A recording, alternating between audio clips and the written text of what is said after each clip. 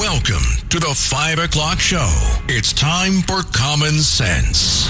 Now, it's Cats and Cosby with John Catsimatidis and Rita Cosby, standing for truth, justice, and the American way, bringing common sense to the world. Now, here's John Catsimatidis and Rita Cosby.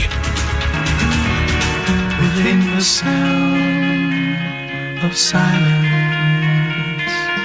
in restless dreams I walked alone, narrow streets of cobblestone. Well, John, we're playing Sounds of Silence because that's all we heard about Fauci. Dr. Fauci again? It was, I'm invoking the Fifth Amendment. John, it was almost like a comedy show. Yes, that's what he said. I'm invoking the Fifth. And they said, what color is your tie? I'm invoking the Fifth. Right. I mean, it was so incredible. And what's so sad. Yeah, the problem is, and I got to refer to the judge because I know a member of his family got very sick over that COVID vaccine. I mean, it hurt a lot of people. It hurt so many people. And the problem was, all the American people were relying on him on telling the truth, and he's a liar. Yeah, and he won't even face it. That's the thing. There was an interesting moment today, you guys. How much money has he put away? And under certain restrictions, we're not allowed to find out how much money he put away. Well, he clearly, even his own words, John, in that diary, they're very different than what he said publicly. And I thought there was a really powerful moment today, you guys. Rand Paul, who's the chairman of the Senate Homeland Security Committee. He was a pain in the neck, but he does tell the truth. But he was a pain in the neck to Fauci, so that was a good thing today, right? Fauci kept saying he's picking on me. Yeah, but today he said, you know what? You have a pardon, remember, from Joe Biden. And he said, but listen, that doesn't mean you can't answer now. You can still be held in contempt. You could be held under perjury. That's for crimes from X to X. You got the pardon. So it's going to be a big legal battle. Obstruction of congressional proceeding. Right. And he said, you could even go right now. This was an interesting moment. Actually, Judge, you tell me on this one. He even came out and said, you could testify right now under oath based on that pardon and say, yeah, I knew this or yeah, I destroyed evidence. I did this, and we can't hold you in contempt if it was for, or criminally responsible if it was for an action you did under this pardon period, which was from January 1, 2014 through the 19th of 2025. Right. Biden's last day in office. Right. So what do you make of that? I mean, and I think it's a disgrace to John's point. How dare he sit there and smug and smile like, oh, it's not, after all the lives that were lost, all the lives that he destroyed. Absolutely. He has no right to take the Fifth Amendment with respect to that. They can ask him about the inconsistencies in his diary versus what he said on the public record previously, and that's not a crime. It just impeaches his character. But I think it impeaches character to not say anything today because the American public deserves answers. I think it looked disgraceful today. What did you think, Judge? I think it is disgraceful. I think Senator Rand Paul has it exactly right. And we'll be talking to Professor John Yoo about the legalities of this later on in the show. And by the way, Senator Ron Johnson, who's on the Security Committee, he's going to be calling in any second. He was like front row and center today, John, along with Rand Paul. So I can't wait to ask him. Rudy Washington. Oh, well, I lost my mom in 2021, and I couldn't be there when she passed because they wouldn't allow sad. me. And I got some serious concerns about what we're doing to the country. For Joe Biden to issue in the last 2 months something like 8,000 pardons. And he never knew he was signing them. That's my point, John. So who was really signing those pardons? Right. They didn't go through any kind of balancing. A lot of people say it was President Obama's third term. And guess what? I refuse to believe, Judge, money didn't pass hands. They were giving out pardons like candy. And how about AutoPen? I mean, we don't even know, to John's point, if he signed them. Who was running the country? The only one the president did not sign them. Well, and the only person that they say they can prove that he did sign, John, in that last swoop is Hunter. His own son. Of course, he wanted to sign that one. That was after he said he wasn't going to pardon Hunter. Right, exactly. After he said he wasn't going to pardon him. I mean, it's a disgrace. But Rudy, just like you said, in honor of it was your father. You said your mother. I mean, how horrible. And not to be able. How many other families were destroyed by this guy? We all went through a lot of pain during those 4 years of COVID. And who knows if we really had to go through it, or because they made us suffer. Yeah, and I don't like the fact he's saying something separate privately in his own diaries and everybody, than what he said publicly. Rita, I remember everyone was scared of dying. Understandably so. Understandably and so. John and I knew people. We saw them. We were at events. They got the shot, and a week later they were gone. Good friends of ours. It's horrible. It is. I mean, think about the lives that were destroyed by this man. And there are hundreds of thousands, maybe millions of people whose health was broken down because it compromised their immune system. Right. And the fact that he was saying privately, even on the origins too, you guys. I mean, he said to John in the interview that you did, John, in 2020, he said, "Oh, it looks like it came from the market." And then privately, right around the same time, he's essentially on calls with people, a few people only, handily just a few, that he essentially is saying, no, it looks like this was transmitted from human to human and potentially maybe a lab. And remember, Rita, in our discussion last night with Miranda Devine, the reason he did that is he was circumventing the ban by the Obama administration about this kind of testing with these viruses. So he went around it by helping to fund China. And China's military and intelligence committee was taking care of that lab. And you think they were going to give it back to us? Give us back this pathogen if it was proven? That's a joke. Well, and never also said anything about this testing. That's the other thing, you guys.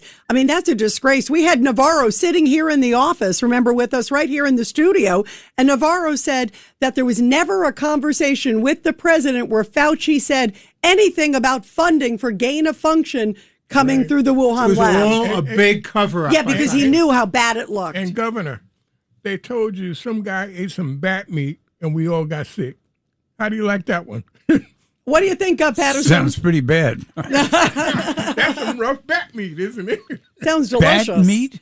Yeah, that was the original line. Yeah, it was a pangolin. Remember, it was some animal we never even heard of. Remember that? I mean, that was just ridiculous. The other thing, you guys, too, is also President Trump. It sounds like they are very close to a major attack from the United States against Iran in response to Iran firing ballistic missiles at U.S. bases in Jordan. In Jordan. Yeah, and also Hezbollah has attacked the Israelis in Lebanon. So much for a ceasefire, right? Yeah, ceasefire's worked out pretty well, huh? Yeah, I mean, what a mess this is. And President Trump said, you know what, we're going to hit the blank out of them. I can't say the word. Why not? 7 dirty words you can't use on radio and television. Yeah, I can't say it. Right. Hit the blank out of them and the blank. But he is fired up today at the Oval Office and said that that payback is coming. He said very, very soon. And John, also, we were talking about the markets today. Big drop in the markets, right, John? 1,150 points down. Wow. After the news about Iran, you think? Is maybe after the lot news of about turmoil the testimony. In the feds. Yeah, Fauci, after Fauci. Yeah, you can't blame that on Fauci. Yeah, exactly. It was only 111 times he said, I invoke. It wasn't 1153. Yeah, it felt like it. By the way, John, I understand we have calling in right now. We have Senator Ron Johnson. Do you want to bring him in? I'll take that one. And joining us now is Senator Ron Johnson. He's, of course, on the Senate Homeland Security Committee. And, Senator, you were superb today asking questions of Fauci, but yet he invoked the fifth, 111 times? What was your reaction? Well, he didn't answer any questions. I think Chairman Paul did a great job laying out the case in his opening statement. He had a great video that was devastating for Fauci. Josh Hawley, honing in on the fact that Fauci uses his government devices, his staff, to solicit awards worth over $1 million while Americans were dying. People globally were dying from the pandemic, probably created by the man-made created coronavirus based on the gain of function research he had funded for decades. So, no, it was not unexpected. My staff, there's only one of them who thought he'd actually answer questions. That guy lost the bet. So we were pretty well anticipating this. Even if you would have answered questions, we would have got basically non-response responses. So for my part, what I primarily try to do is raise the awareness of what the legacy media is not covering.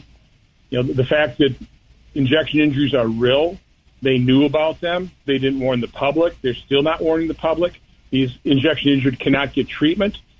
Just talk about how we push remdesivir, which nurses, by the way, refer to as run, death is near, versus, again, over $3,000 per treatment course versus ivermectin, hydroxychloroquine, which are literally dirt cheap, very safe.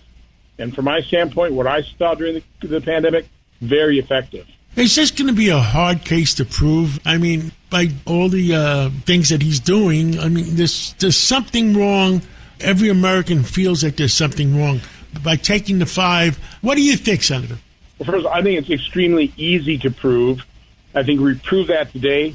I think, my Republican colleagues, like I said, Josh Hawley, Bernie Moreno, Rick Scott, James Lang. I'm going to miss some of them, but I think we all did a good job of laying out the truth, which is irrefutable.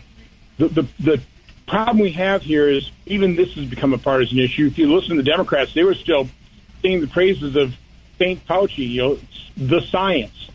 And you've got way too many Americans who just want to move on. They don't want to hear any more about COVID. They don't want to admit they were wrong, probably injecting themselves repeatedly with this experimental gene therapy. So our biggest problem is just getting people open up their eyes. The good news is once people's eyes are opened, it's pretty difficult to close them. So you've got a growing percentage of the American public who are kind of wise to these guys now, realize the corruption, realize all the damage and destruction caused by Anthony Fauci. The very regrettable result of those two is a larger percentage of Americans, they don't trust their doctors anymore. They don't trust these institutions. They never want to go to the hospital. I'll be holding an event on hospital protocols, and we're getting in the testimonies. They are horrific. They are gut and heart-wrenching. But, again, I think the truth is easy to prove. It's not very well received. It's not very accepted. Of course, the legacy media who are complicit in this, they're not covering it. The pardon that he received from President Biden, is it any good? No, I think it's extremely effective, yeah. Kind of what we've heard behind the scenes is Biden was fully aware of this. This wasn't just something cooked up with the autopan with staff. I think he was fully aware. Again, he was a worshiper at the altar of St. Fauci himself. So I don't think you have the autopan issue here. And again, President's pardon authority is powerful. Now, that doesn't cover state charges, but you have statute of limitations, that type of thing. But guys, from my standpoint, I think exposure and accountability is the first step, and we took a major step. And again, I got to thank Senator Paul. My investigations have been going to the vaccine. The vaccine's injured. Kind of another thing. I've kind of let Senator Paul have this lane because this is what he's been, interested in for years. And he was on help and he questioned Dr. Fauci. So he's done a good job and laid it out in the reading room and held this hearing today, which I think really held Anthony Fauci accountable and laid out his megalomania, his corruption for all the world to see. And Senator Ron Johnson, real quick, obviously, would you vote to hold him in contempt if the vote happens next week? I absolutely will vote, and the vote will happen. Now, will Democrats vote for contempt? I doubt it. So whether we pass through the Senate, I can't predict. Might be difficult because I think we need 60 votes on that. But I think it'll definitely pass through the Homeland Security Committee because every Republican senator was there, and every Republican senator saw what the world saw, a corrupt individual who's completely unrepentant. Understood. Well, Senator Ron Johnson, keep us informed. Thank you for everything you do for America. And you always tell, it must be the Wisconsin in you. You always tell the American people the truth. And let's catch up again real soon. Thank you, Senator. Thank you, Senator, so much. Really important. And, John, we're going to talk to Professor John Yoo in a few minutes to get his take on legally what can be done to Dr. Fauci after all this that we just talked about. Wild stuff, John. Well, joining us now, we have Bruce Blakeman, of course, the GOP candidate for governor of New York. I mean, they're making it very easy for Bruce. There's so many problems in New York that shouldn't be happening. Yeah, boy, is there a lot. Bruce, where do you want to start? I mean, the list goes on and on and on, and especially with this second home tax, it's like through the roof. Well, let's start with the good news. The good news is that we have another confirming poll that we're neck and neck with Kathy Hochul. We're now within the margin of error, so we're in a statistical dead heat. And people thought that a Republican wouldn't be able to win election in New York State, and we're proving that wrong because Kathy Hochul is the worst governor in the United States of America, and people realize that. Her unfavorability rating is close to 60%. That's unprecedented. And it's because of failed policies. It's because of we're the most overtaxed state in the whole United States. Our electric bills are 70% higher than the national average. She is the most pro-criminal governor. That's why we have a revolving door of criminality. She spends billions of dollars on illegal migrants who aren't New Yorkers of our taxpayer money. So I'm very encouraged by the poll. But this latest thing was around Mandami, and of course with the acquiescence of Kathy Hochul, where now they are publishing lists. They're outing rich people. That is something that is very, very troubling. It is totally unnecessary. And now people are getting bills that they are supposed to pay for having a second home in New York. And the fact of the matter is that most of these people, that's their permanent residence. And now the government has put the burden on them and shifted the burden and making New Yorkers prove that they have a permanent residence, that their first home is in New York State. So now they got to go hire a lawyer. They got to get somebody to prove that they live in New York State. They are frustrating our development of the economy. They are ruining our economy. We're number 50 out of 50 states. And now anybody with money is going to say, the hell with New York. We're getting out of here. The good news is a lot of those people have called me today, and they've told me, we want to support you. We've had enough. And many of them are Democrats. So, wow, that Bruce, that's interesting because you're right. I feel like a lot of New Yorkers have sort of hit a boiling point. Like this is just ridiculous. Between that, just some of the other comments that he's made, the anti-Semitic comments. We'll get into the board too, the judicial board. No Jewish appointees. The guy apparently has some business conflicts too on that deal too. Judge Weinberg. Well, you had a great judge, John Leventhal, Appellate Division Justice, Second Department, distinguished judge, distinguished lawyer. They blew him off the committee. They wouldn't appoint him because supposedly he was part of the Epstein team. What he forgets to say is that the chairman of the Judiciary Screening Panel is somebody who defended terrorists. So let me get this straight. So his lawyer, who's running this committee, can stay on and run the committee and screen judicial candidates, but Leventhal is not qualified. Double standard, hypocrisy, and not a Jewish member on this committee. It's absolutely outrageous, Bruce. Well, listen, it's in line with everything that he's done. Think about it. The first thing that he did as mayor was water down the definition of anti-Semitism, right? That's right. And then he's the first mayor that hasn't marched in the Israeli Day Parade. His rhetoric, he has refused to criticize the term global intifada, which we know what that is. And now I'm telling you, look, it goes beyond that, guys. It's not just anti-Semitism, it's anti-Americanism. His 4th of July speech on the 250th anniversary of this beautiful country, he had not one good word to say. And then he left off the two little Italies on the immigration tourist map, right? And the Jewish neighborhoods, and the Jewish, and the Irish. I'm getting to that. There's two little Italies, right? So he not only missed one, he missed both of them. There's one on Arthur Avenue in the Bronx, and one in Lower Manhattan on Martin Mulberry Street, right? So he left that off. How about John Astoria? The Greeks. The great Greek immigration, Astoria, New York. Hell's Kitchen, where the Irish immigrated to. Little Odessa in Russia. But he did put on the map Little Palestine. I don't know where the hell that is. His mission is to bring people together, not to pull them apart. Yeah, it should be. You're right. It should be. And Kathy Hochul is absolutely silent, and her silence is an omission. She's in league with this guy, and that's why her approval ratings are in the toilet right now. And that's why I'm going to be governor, because I've proven in my county that I can unite people, every race, religion, ethnic group, people of all abilities and lifestyles. Everybody in my county is treated with respect and kindness and generosity.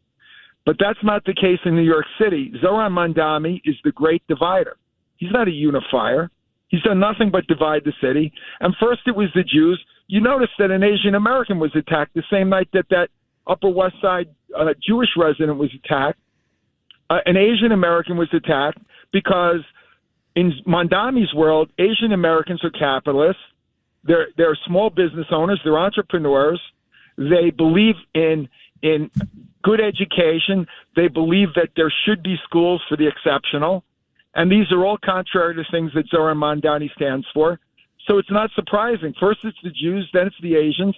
And how about the fact that this guy couldn't find 1 hour, and neither could Kathy Hochul, to go to the installation of the new Archbishop of the city of New York. Not 1 hour. The largest religion in the city of New York, the Catholic religion, he couldn't find time to go there. So if you add all this up, it's much more than anti-Semitism. It's anti-Americanism. It's anti-Christianity. And he denigrates the immigrants who came here and loved America and built our city and built our state and built our country.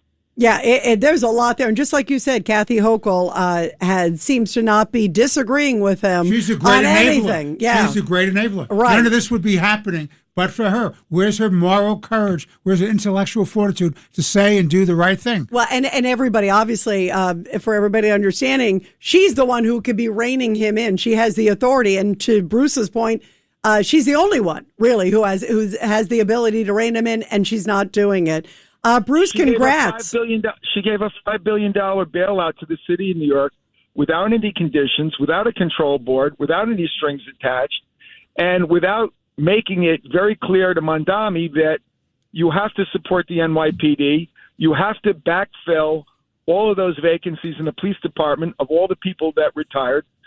Not one nickel for any new cops, not one nickel. With all the cops that retired and left the NYPD, not one nickel, and she gave them $5 billion. That's incredible. It shows where the priorities are. Bruce, congrats on the new poll. This is great stuff. Just Next 4 time points. You talk to her, guys. Ask her when's she going to debate me. Oh, yeah, that would, boy, I can't wait for that. She's going to be at Father Alex's Saturday breakfast on August 8th. Maybe the debate will happen there. Wouldn't that be something? August 8th, she'll be at Father Alex's. Yeah, big Saturday morning, yeah. Wow. Yeah, all right. Well, I'm going to be very excited to debate her. I've accepted every debate challenge. I believe she has not accepted any. Oh, wow. Well, I hope she does. That'll change. Yes. Yeah, that will change. No, that won't change because she didn't accept matching funds because one of the conditions of matching funds was you have to debate. And when she didn't accept it, I said, there you go. She's not going to debate me. Oh, wow. Very interesting. Very interesting. I remember the debates with her and Lee Zeldin. That's what, and actually, it changed the race quite a bit. It helped Lee Zeldin quite a bit. So that's interesting. Well, worst comes to worst, you debate an AI model. An empty chair. An empty chair. Bruce, keep us posted. We'll talk soon. God bless you all. Thank you. Thank you so much. Thank you. And John, we're going to take a break. Let's take a break, and we're going to come back with Professor Yu because there's a lot of legal interpretations that we need. I can't wait to ask him about Fauci, and Fauci.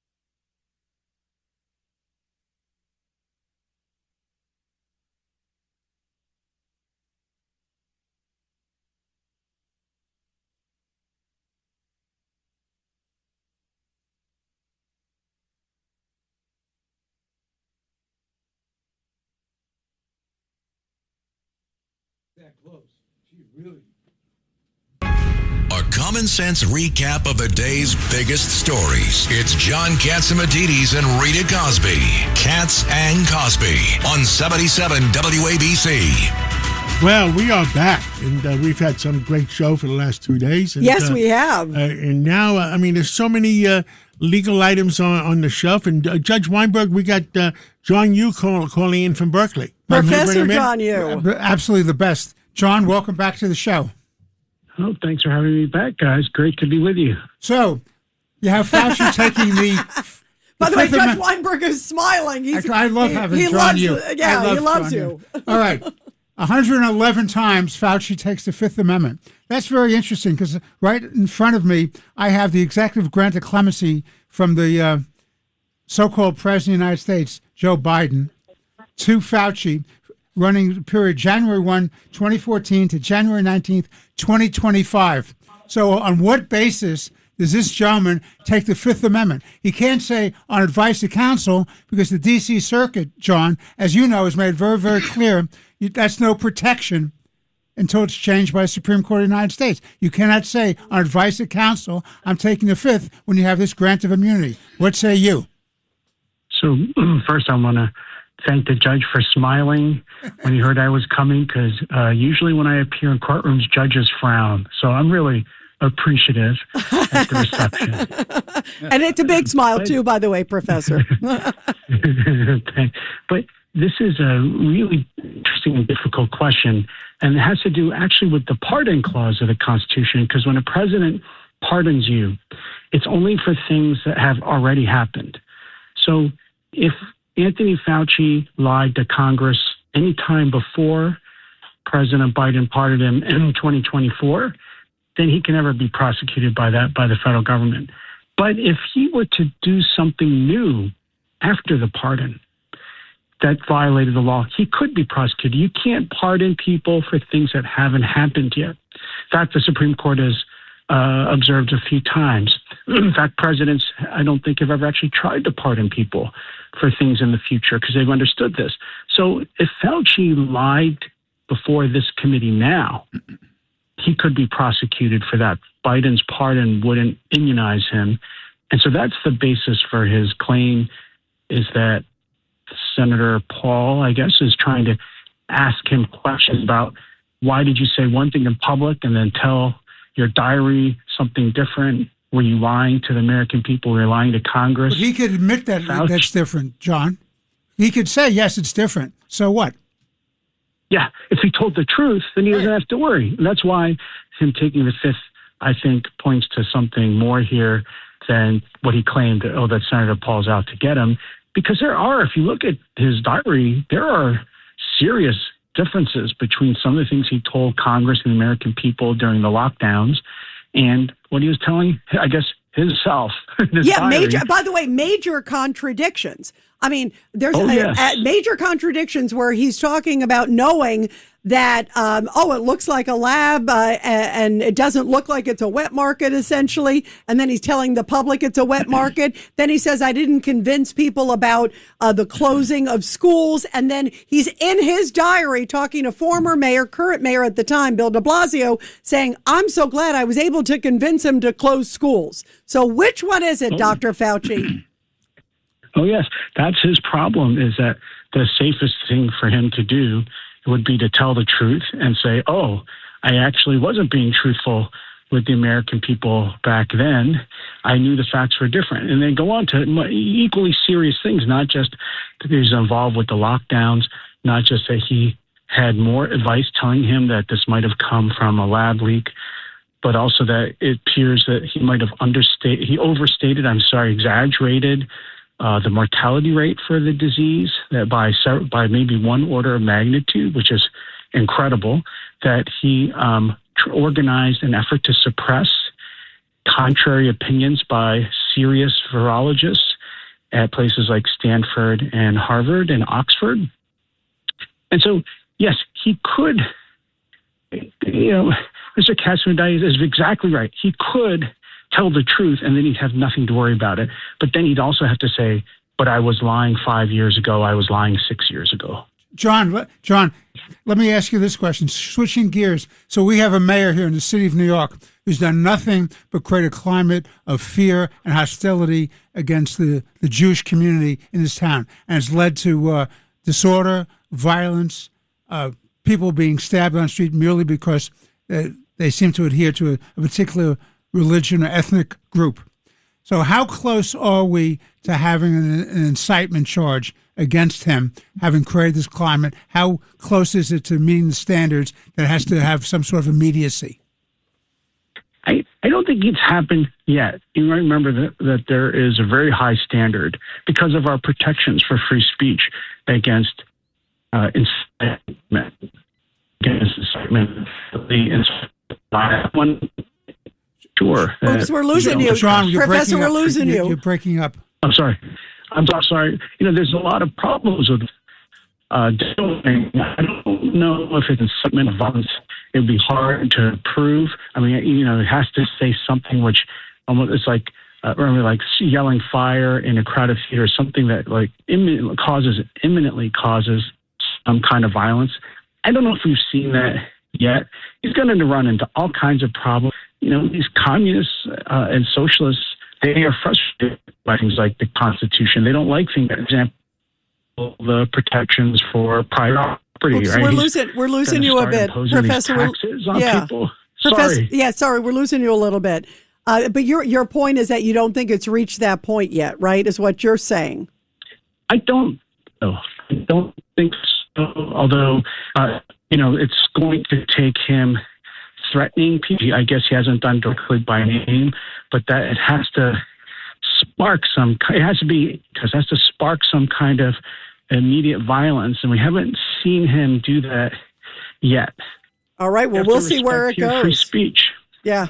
Even if we can't stand it, it is really interesting to see. It's a great, interesting topic there, Judge, for sure. Well, Professor John Yoo, thank you. And thank you very much for being here. And the judge is smiling again anytime you're here, just so you know, for the record. All right. Thanks very much, guys. Great to be with you. Thank you, Professor, very much. And now we got the top news of the day is Goya Foods is sponsoring it. Absolutely. It's the top news of the day, sponsored by Goya. Here's Rita Cosby. And there is a lot of news today. By the way, we're going to have Brigadier General Blaine Holt on coming up to give us the latest. He always has that great inside scoop. And this is a big story. Of course, President Trump says the U.S. will be hitting Iran very hard after the regime targeted U.S. troops. While speaking to reporters in the Oval Office just a little bit ago, the president was asked about Iran's ballistic missile attack on U.S. forces in the Middle East last night. CENTCOM said all the missiles were intercepted, and Trump said Iran knows it's coming, our attack, and it is our turn, and we're going to hit the blank out of them, is what he said. I'm not going to fill that in. Okay, Gov? All right. It's okay. Okay, thank you. And also, another big story is Todd Blanche's nomination for U.S. Attorney General is facing a major roadblock. Texas Republican Senator John Cornyn is saying that he will not vote for Blanche until the department provides a written commitment permanently ending what is called a $1.8 billion anti-weaponization fund, as some people are describing it. President Trump says it's not a weaponization fund, but there seems to be a bit of back and forth on that. Cornyn's vote is key for Todd Blanche to become the Attorney General. So let's see where that goes. And John, coming up, we're going to be talking to Senator Marsha Blackburn. She wants a crackdown on birthright tourism. I can't wait to see what she says.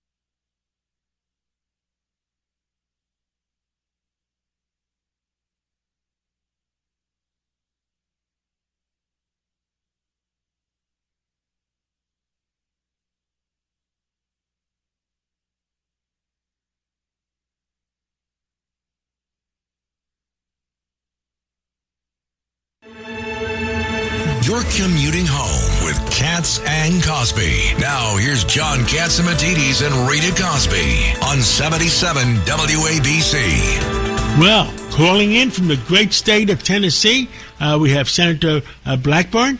And, well, there's so many things to talk about. Senator, we're in the middle of the Save America Act and also birth tourism. What do you want to start with first? Oh, let's talk about Save America first, because this is something that we are getting calls in all day long, every day, into our office. And those of us that are the conservatives in the Senate have been working tirelessly to find a way to get the SAVE Act out to President Trump's desk. And that would make certain that you have to be a citizen to register to vote, and that you have to show an ID when you do go vote. So those are going to be really important to get those provisions across the finish line and to President Trump, so that our local election commissions can implement that before the November elections. So we are trying to, what we're doing now is looking at breaking the bill apart and taking it one step at a time. Maybe try to pass, just show an ID when you go to the polls to vote, and then be a U.S. citizen when you register to vote. So that is at the top of the to-do list before we leave for the August state work period. Well, so are we going to be able to get it done before that period? I think what you'll see, we may not get it done, but we may have a pathway to get it done by the time we come back in September. Understood. And now, this birth tourism, this is a mess. I mean, I'll send you a copy of my daughter-in-law. Went back to her home in California and looked in her grandfather's home, and she saw 40 beds there with Chinese pregnant women. Yeah, you know, what we have learned is that birth tourism is a multi-million-dollar industry in the U.S., and you have these companies that sell a birth tourism access. Now, what we have found out that they are doing, they advertise primarily in China and Russia. And so you have oligarchs from Russia, you have wealthy Chinese Communist Party leaders that come here, and the women have their babies here, and then once they have all the paperwork, they go back to their country, rear that child in that country with Russian values or Chinese values. And then when the child turns 18, they're able to come to school here, they're able to vote here, they would be able to run for office here. And this access is sold by these companies. It is about $50,000 for them to arrange for you to come here. They teach you how to handle getting a visa. Then they arrange living conditions for you. And then they arrange access to health care for you. So they are covering this. And then we have about 33,000 births a year that are taking place through birth tourism. So my Ban Birth Tourism Act would make coming here to have a child inadmissible as a way to get a visa, and it would make it an immediately deportable offense if you are found to be working with one of these birth tourism agencies. Understood, and that seems common sense. When we lost the Supreme Court case on that birth tourism, is it because we asked for too much? You know, I don't know exactly why why they did not side on with us on the tourism issue, because I think selling our citizenship and being here illegally, you're not here under the law of the country. You've basically broken the law to get here. Understood. Well, thank you so much for coming on this this Wednesday night, and God bless you, and we'll catch up with you again. Maybe we'll catch up with you on Sunday. You got it. Take care. I love that Marsha Blackburn, and she's going to be the next governor in Tennessee. Yeah, she is great, isn't she? I love that. And I also love that she's like cracking down on voter integrity and birthright tourism. I mean, that whole thing is ridiculous. She's one smart lady, and I'm glad we have a lot of smart women around. Yeah, I love that too. I'm glad he looked at me when he said that. Did you see that, you guys? Did you write that down, you guys? Well, why talk about the obvious? Oh, thank you. And Rudy, and now too. let's go. We got General. We got General. Does Blaine anybody Holt. really know what the heck is going on? Well, he always has some good inside track, and who better than him? General. Breaking news, Okay. WABC. And John, obviously, when we go to the general, let's talk about the big news that President Trump says they are going to unleash on Iran, and they said they're going to bomb the blank out of them. So who better than Brigadier General Blaine Holt to tell us what you know? What do you know about what's coming, General? Oh, yeah. Oh, no, it's a can of whoop butt out of a 55-gallon drum. The Gov likes that analogy. Governor Patterson's here. He likes that. He cleaned it up for our whole audience. I love it that, up. General. There's an That Air was Force great. way to say that. Okay, so look, what we've proven is that there is complete chaos in the leadership realm, or what it used to be in the regime of Iran. I believe that the missiles that were fired were not done so with any real centralized command and control. You have one side begging for at least a discussion, not even trying to get a ceasefire. And then you've got some fielded commander who said, wow, I've got missiles and that's a base and I'm going after it. And also there's a tell here. There's weapons that are being launched up into Erbil, Iraq. And that tells me that they're just trying to stave off the Kurds who are coming into northern Iraq or northern Iran now as part of a revolution that I think is all but imminent. Oh, that's interesting.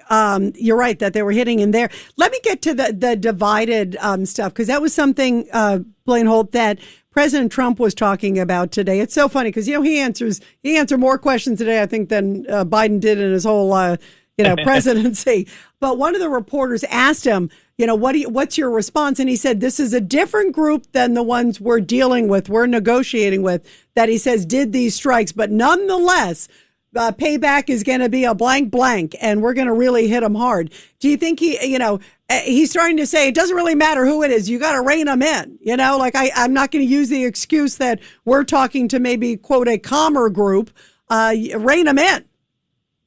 No, that's exactly right. And, when we took this little pause to maybe stoke a conversation, the other thing that we were doing is really getting a yardstick out and measuring how much of the combat power of the IRGC have we degraded. Well, we know we've degraded their weapon systems and their ability to talk to each other, that's for sure. But what we're doing now is we're getting right back onto the gas. And I knew we were going to do this regardless, because we want to get conditions just right so that the Iranians can take this into their own hands, and we'll never abort them or leave them in the lurch as far as U.S. aircraft and air power are concerned. Judge Weinberg. General, good to talk to you again, sir. So there are reports that the Chinese moving through Pakistan are getting some 400-odd missiles, handheld missiles, to Iran. What do you make of that? What do we do about this? Yeah, I saw that. So they were looking at selling 400 missiles, QW-12s and FN-16s. These are missiles that are pretty good at evading countermeasures, but they're only effective from low altitude, meaning about 400 feet up to 18,000 feet. Now, and when we conduct our bombing operations, we're well above that. But at the same time, you can easily see the threat to helicopters. Here's the bottom line.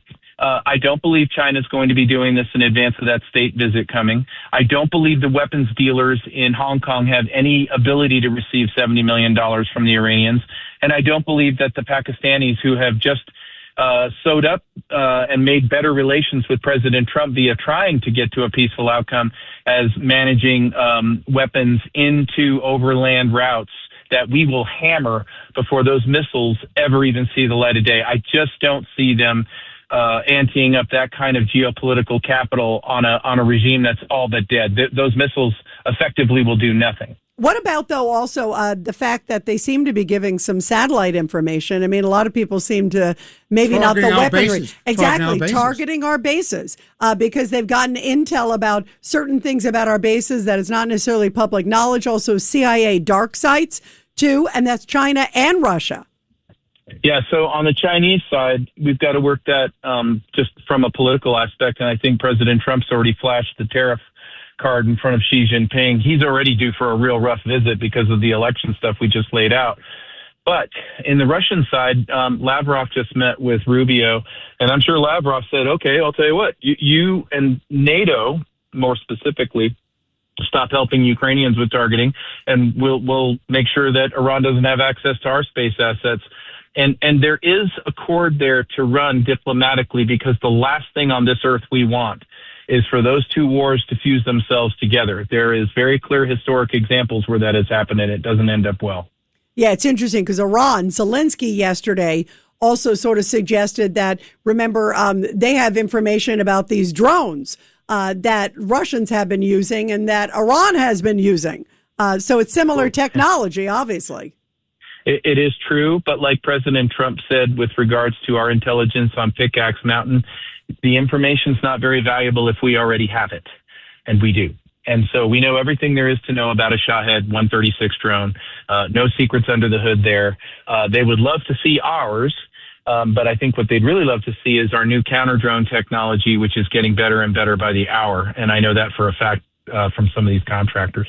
Rudy Washington. General, what was that about with the Iranians being attacked by Ukraine?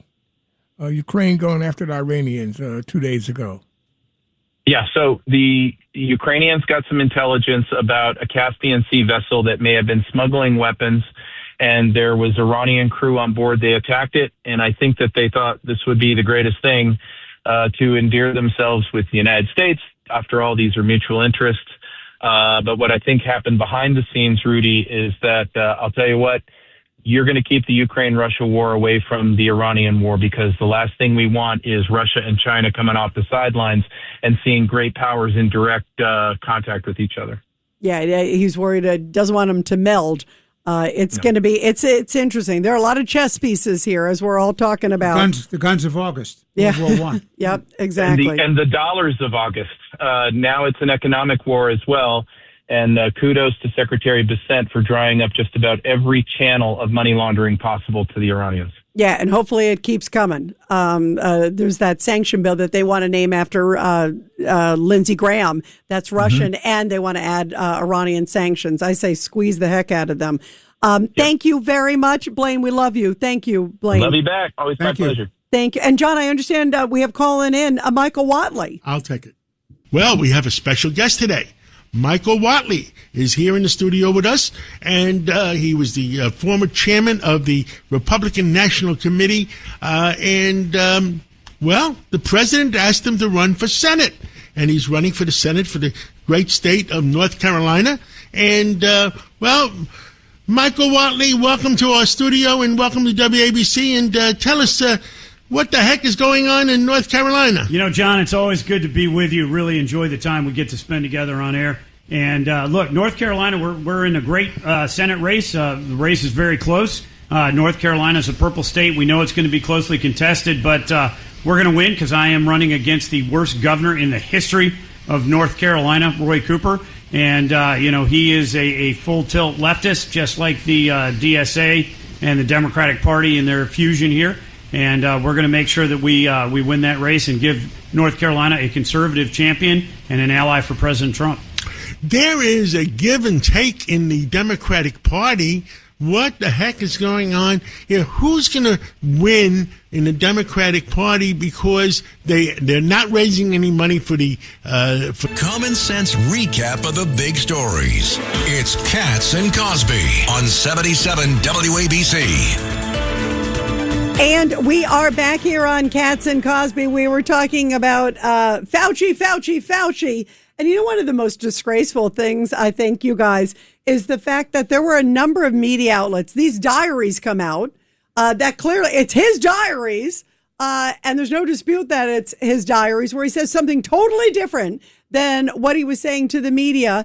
And a lot of the folks that were making him a hero years ago, suddenly, Judge, they didn't have time to put the diaries in. So we're talking about the great suppression by the media of the truth. And we're looking about the Democrats in the committee running interference with Fauci. Yeah, by the way, Blumenthal, we talked about the war hero, right? And another great war hero. Right, the great hero. Rambo, right? Right, like, Rambo. Part 1, 2, and 3, right? But anyway, so Rambo, right? This is in relationship to the truth. Yeah, he was sitting there saying, Fauci is a great hero. He's a great American. He doesn't even want to get to the truth. But then, you know, the sad thing is, guys, and Rudy, we've talked about this before, too, is like the media doesn't seem to be, the media, where is the media? They should be doing their job.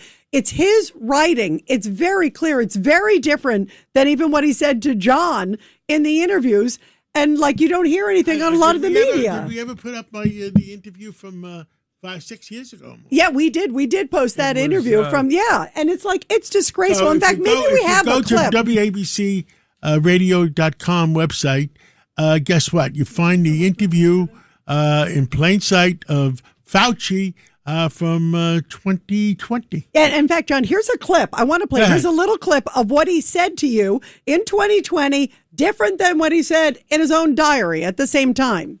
Is it in China because of all the live animals that are being sold? Yeah, I think you hit the nail on the head. I mean, China, among other countries, has a lot of close interaction and contact between people, particularly in crowded places, and what they call wet markets, where there are a lot of live animals that are being sold. And your suggestion, John, is really quite correct, that it's the proximity. I'm a genius. Of course I'm correct. People, the population of humans and animals that could harbor these viruses, where it then jumps species, infects a human, and then humans infect each other. Well, we have something. We have a little bit of a sound. This is my response. They're full of crap. I mean, come on. He lied. He lied to the people.